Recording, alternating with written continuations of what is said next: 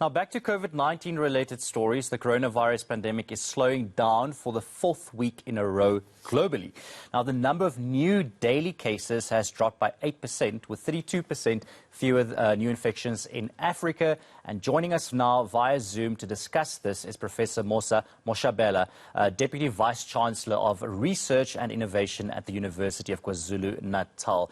Professor, it's so good to have you with us. Now, we are seeing this global trend of, COVID-19 numbers getting fewer and fewer. And especially in Africa, we see this number dropping significantly. My question is, why is this trend happening now at such a vast rate? And is this because people are getting vaccinated, or is it just because people are keeping to COVID-19 protocols? Yeah, good morning to you and viewers.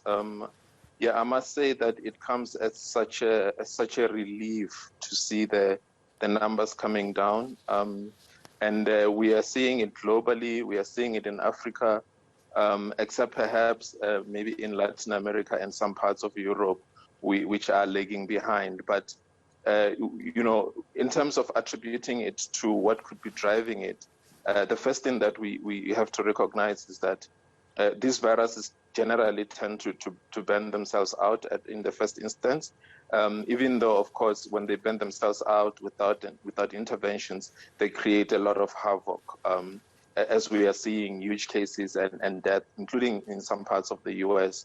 However, I think with the advances that we have had globally with vaccination, more than 6 billion doses have been given. We can also confirm that that level of immunity is making a major contribution to the slowing down of infections globally.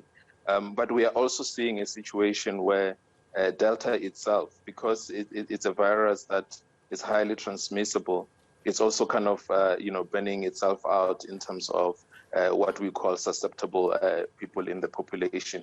So you might find that there is sort of infection immunity that is building in the population around the world for this particular variant.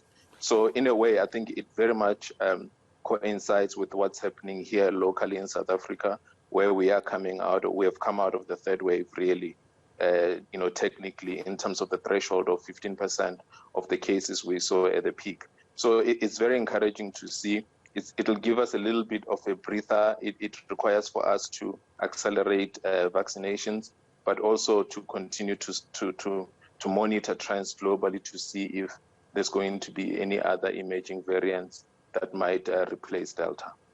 Now, you talk about burnout, and this is very, very short. Burnout versus, mutations in Africa especially. There's been this debate about, Africa having one of the worst mutation crises, if I can call it that. But also now you're talking about this virus might just be burning itself out. I'm confused now, and I think a lot of people are as well, especially here in Africa. Yeah, let me explain that. I think that in general, we've had... let's talk about beta variant in South Africa, for example, where we saw it take hold, but then during the second wave. But then after a while, with all the combination of interventions that were put in place, it started to kind of come down. And then we saw that it was then replaced by Delta. So one might ask what happened to the beta variant.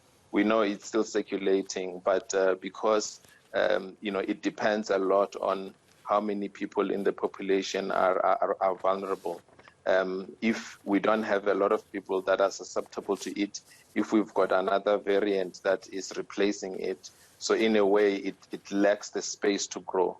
So when we're saying that, it's burning itself out, it has a lot to do with it exhausting its opportunities of growth. And that's why viruses have to mutate, because then if they burn themselves out to a point of extinction, they will disappear. So they have to mutate so that they can keep coming back in a different form.